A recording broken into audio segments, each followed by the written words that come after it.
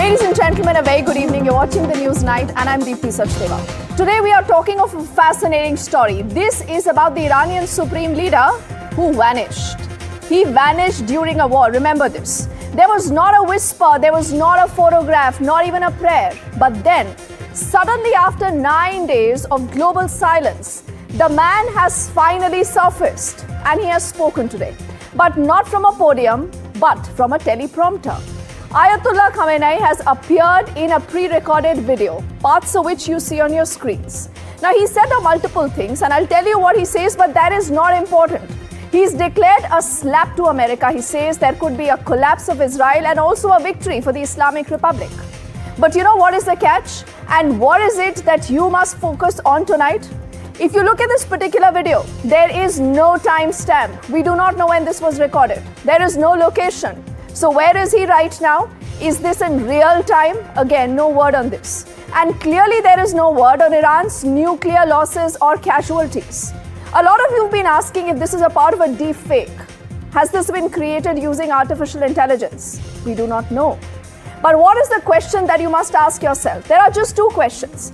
When you look at Ayatollah, the supreme leader of Iran, appearing like this and speaking after silence during a war, is this real leadership or is this just a regime that is grasping for control? Do remember, the regime change is still a concern. And he today could also be a worried man, but we do not know where he is. What is about his health? Was there any targeting of Ayatollah, the supreme leader of Iran, during these strikes? And when was this video recorded? So tonight on News Night, the war may have been paused, but Tehran's propaganda machine is still at war, says a lot of people. Is this deepfake? Is this artificial intelligence? We will recap and decode all that and much more with you. And as we look at a lot of these images, we know that that man now is alive. He has surfaced. But why did he not go live? That is a question that people are asking. So let's bring out questions that you must also look at as we will go big on the story. We continue to ask, where is he? But let's bring up more questions that haven't been answered in spite of this video. The top band will always say that you have Ayatollah who's alive, but he's not live. Now, I want to tell you more about where he usually stays. If you look at this map of Iran here on your screens and that portion that is circled there in red, that is the 11th district. There are about 22 such districts in Iran, and this is his usual base. The leadership house in District 11 in Tehran, and this is where he stays most of the time. But then what has happened now? We'll bring up what is unusual, what has changed, and also details of this video. Now, if you look at this particular video on your screens, this is a recent broadcast. In fact, in just the last 20 days, the last time that you had seen Ayatollah was the 18th of June, and now he's surfaced today. But this also shows you that there is a new setting. Look very closely at the curtains and a lot of other things, and those are details that I'm going to bring up next here. These are two videos, the 18th of June and the 25th of June. This is both the supreme leader. One is a long time ago, the other has just happened today. But look at the backdrops. The backdrops hardly change. The man is obviously looking a little bit more down and out, is what a lot of visual analysts say. But these brown curtains are consistent during both the videos. Also, if you realized, Ayatollah Khamenei's poster at the back is also constant in both of the videos. And this is a location that has not been seen before. So does this mean that his location on the 18th and the 25th was the same, or were both the videos recorded on the same day? Because there is no timestamp. Now, this also signals that he has possibly shifted to an undisclosed location, which is a given. There were strikes and he had to be pushed out to safety, and I'm going to tell you more about the bunkers where he possibly could be. Now, as this story will move, you will also get in more details of what analysts say. Analysts point out to the IRGC Media Operation Hub, which is a part in central Iran. And they say if you look at the video and the setting, possibly he has been moved to that safe location. But then, if you have a larger idea of where he is Ayatollah right now nearby that particular building? or is he beneath that same building? Because there are multiple bunkers, and clearly he today is in a very, very fortified place.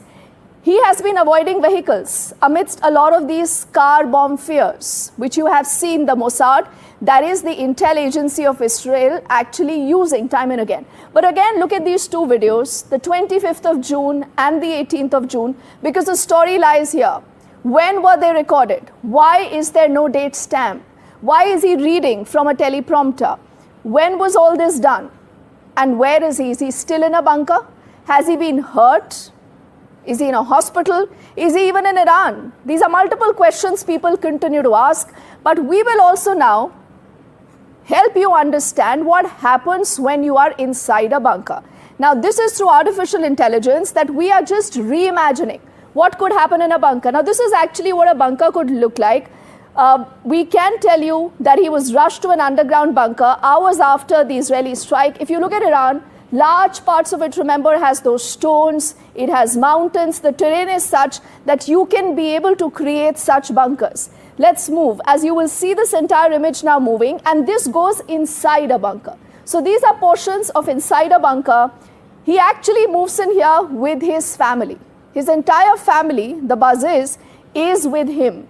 And they have been sheltering with the family in the Lavizan facility. This again is a known facility that he has used previously.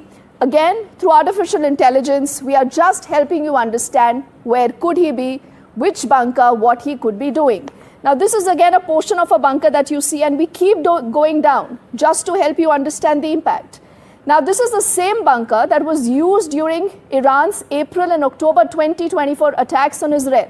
Even then, you had the supreme leader who was immediately rushed to a bunker, and he stayed there safely for a many days. No one knows when did he come out, what happened post that.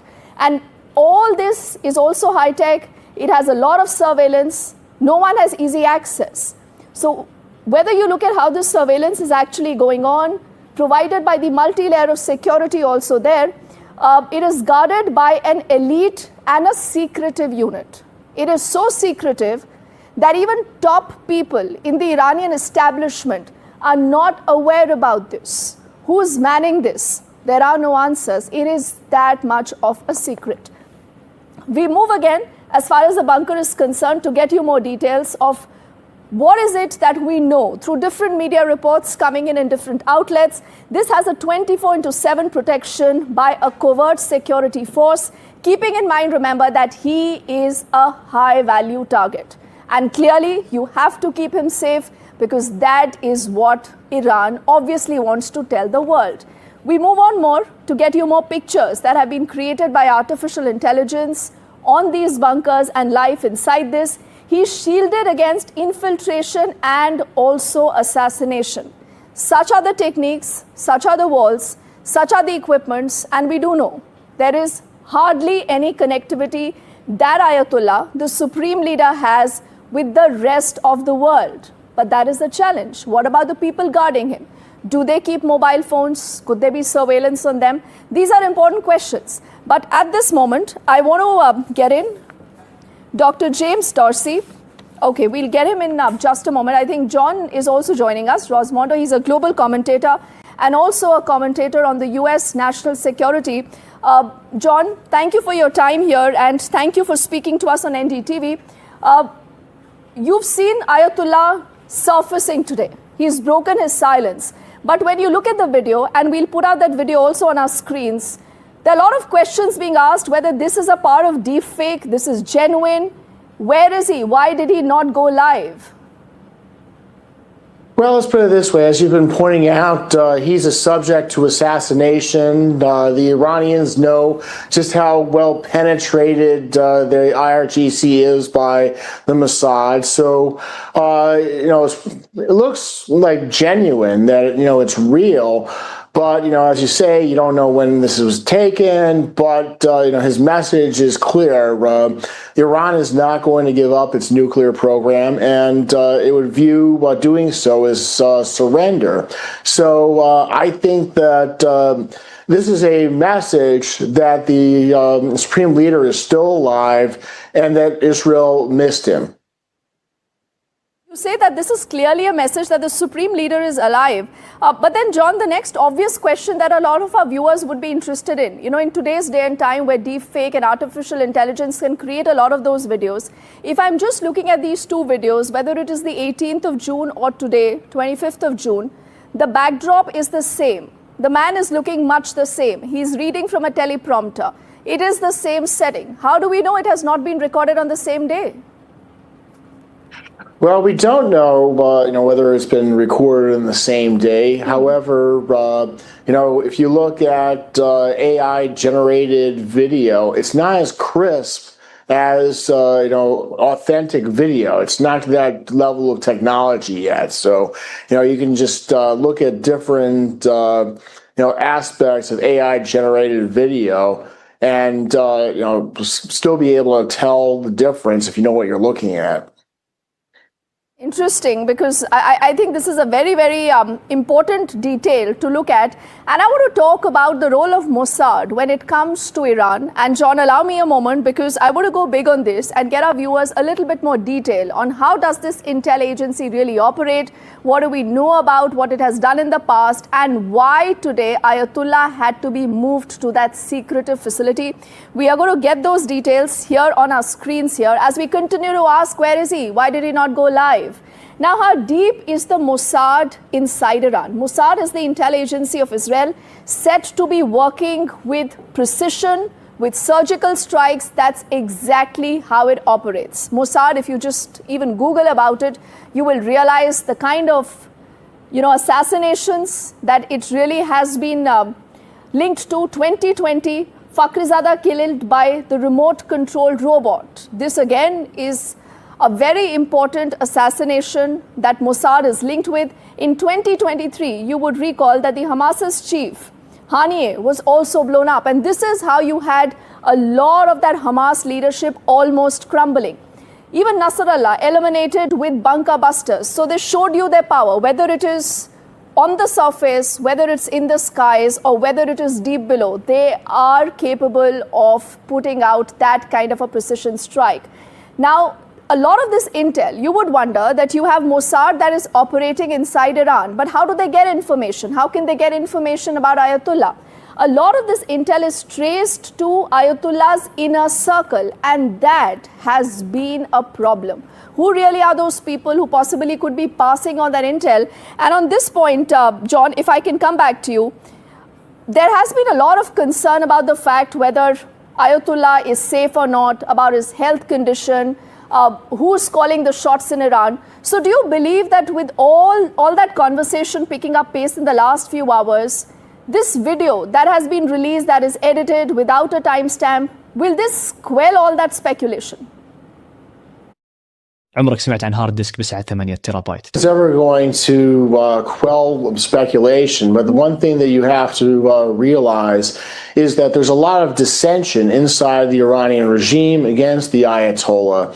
I mean, if the IRGC has been heavily penetrated by the Mossad, that says a lot. You have, public statements of planned mass executions to try to dissuade people from, supporting the Mossad. So I have to, say that, the regime itself is penetrated. However, you're talking about this secret squad. We don't know whether the Mossad knows about who the people in the squad are and so forth. So I'd have to say that he's, likely still alive, and that this is a reminder that, they may have gone for the top leader of the Islamic Republic, but they didn't get him. Okay, you're saying that they didn't get him. Now, I do remember even Donald Trump saying, we know his location. When we want him, we can get him. Netanyahu still says that whether it's an assassination or a regime change, we are not ruling out anything. And that is why I think the location of the supreme leader and the fact that he surfaced today does raise a lot more questions. John, I'm again requesting your indulgence as we will go big to talk about, can a strike really happen? Is it possible? Can you have the US and Israel together striking Ayatollah? Is it that simple? What really are the challenges? And those are details we'll again go big with here on our screens as we look at that entire story playing out here. And as you look at these three individuals right now, whether it is Netanyahu, whether it is Donald Trump, or whether it is Ayatollah, the supreme leader, everyone had a stake in this entire conflict that really has panned out. But to be able to strike him, you need specific intelligence. Then you actually need boots on the ground. Because if he's in a bunker, the strategy to attack him could be different. If he's traveling in a car, which he's not doing now, your strategy has to be different. And the real fear is also, John, that like we were just discussing, that what about this inner circle, this inner coterie, though a lot of those men now have been eliminated also by Israel in these strikes. Could someone very close to Ayatollah, the supreme leader, be passing that intel? Because otherwise, is it easy for the Mossad to be able to pick up intel like this?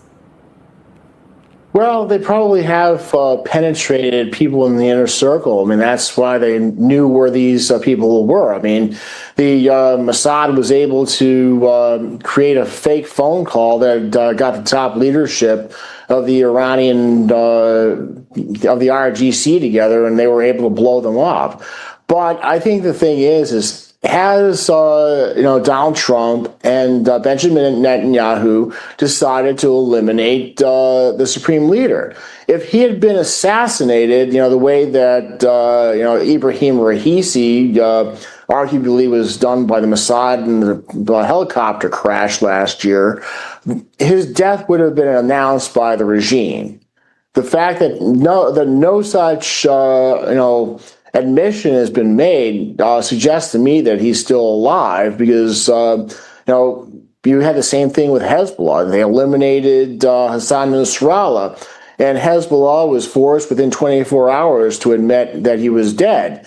So I would say that the same thing would be the truth with regard to Khamenei, because he's the highest value target in the entire country. I mean, have Trump and Netanyahu made the decision to make an attempt on his life. If they had the intelligence and the actionable decision, he would be eliminated tomorrow. So I just don't think that Trump and Netanyahu have decided to eliminate him yet. Okay. All right. That's also a good point and a fair point. And now we can actually put out details of how a strike could actually happen. What is it that you really need in case you need to strike at a high-value target like him? Now, remember, he's tracked via spies, signals, intel, and artificial intelligence. This is essentially all ways that any kind of intel agency can be using to spy or to track someone. As you look at human intelligence, you look at signals through telecommunications and other networks, the intel's artificial intelligence, trying to connect movements and dots. Now, what are the strike options? Either you could use the Air Force, you could use a drone, or even a street agent. Again, this is depending on the location of the supreme leader. Or does it mean that he's changing his locations? We still do not know. Also, we do know that Ayatollah has been avoiding tech. He doesn't keep phone, and there is no way to directly communicate to him. But what about his aides? What about people who are actually guarding him in that periphery, in that paraphernalia? The buzz is that they do have those equipment. So what if those equipments are tracked? Because every call, every email, encrypted chat could be intercepted and analyzed. And this is exactly how you have Mossad and the CIA working. The intel agencies of both Israel and the US respectively, as they continue to look at all this. And could this be also a way where he could be struck? Clearly, there are a lot of these concerns. But then, earlier today, you've had an important video that has been released by the Pentagon. This, remember, is the bunker buster. You have seen us speaking about this on Newsnight and NDTV putting out these videos. This is the GBU-57, and this is Pentagon dropping those bomb tapes, they say. And they still want to tell you that Iran's nukes have been obliterated, though there have been different versions to this. But I'll just take a moment for you to look at this particular video, and you see that stealth bomber drops this GBU-57, which is a huge bomb. It goes deep inside. Look at the impact, and there is this huge commotion that you see at that moment. Sit back and watch as we play this entire video for you, now full frame.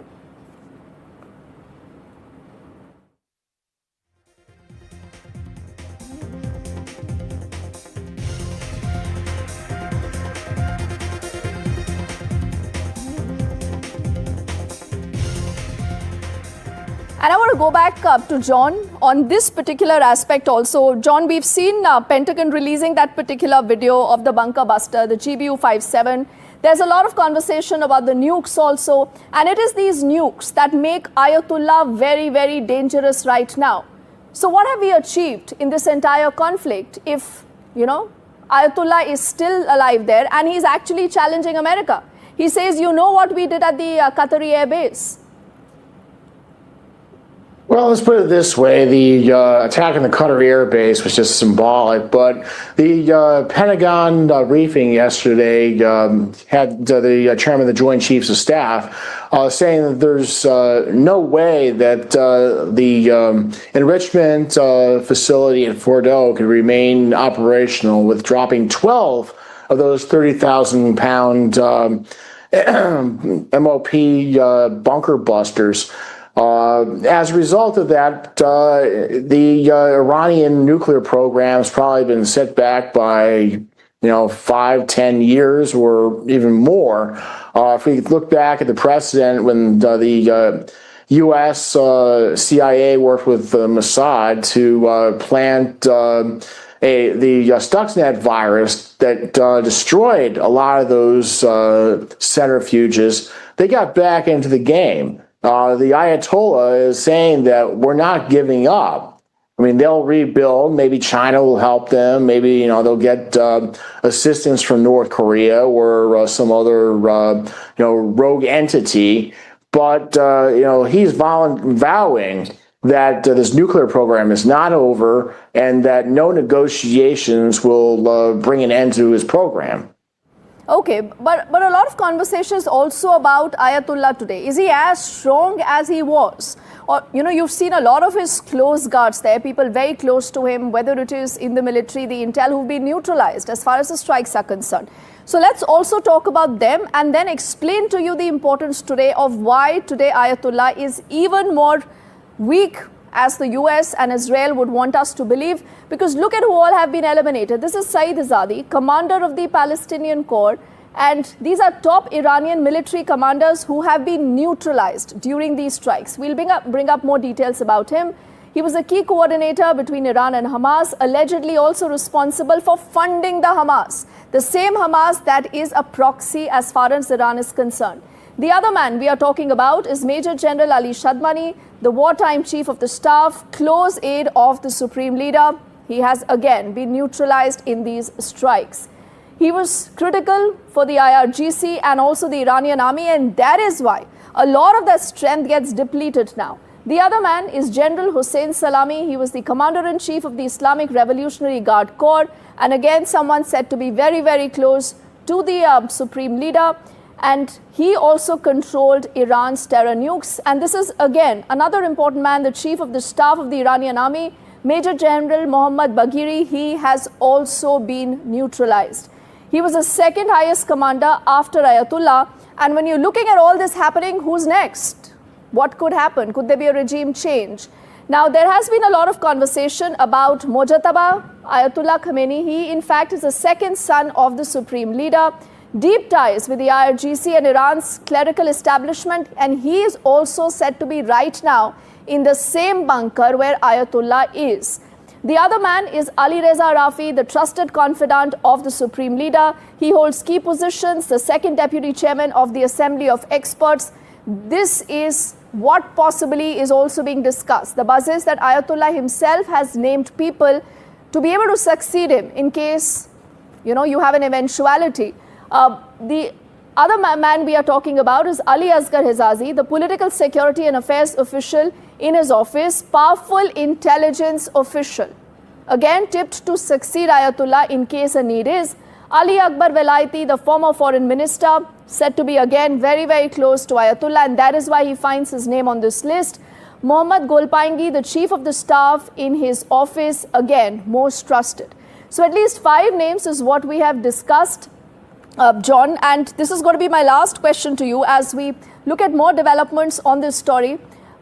Okay, I'm told that we don't have John with us, but this, remember, again, is a story that is important to look at. I will close, but we will go full frame with those two videos that you have seen earlier in the day, one from the 18th, the other from the 25th, because Iran wants you to believe that Ayatollah is unharmed, he is safe, and he has a message not just for his own people, but also for the US and also for Israel. But again, if you look at the pictures, we do not know anything about the veracity. Are these old videos? Are these new videos? What will he do next? Is the war that has just hit a pause all but over? Newsnight will continue to track that story. Thank you so much for watching. Good night.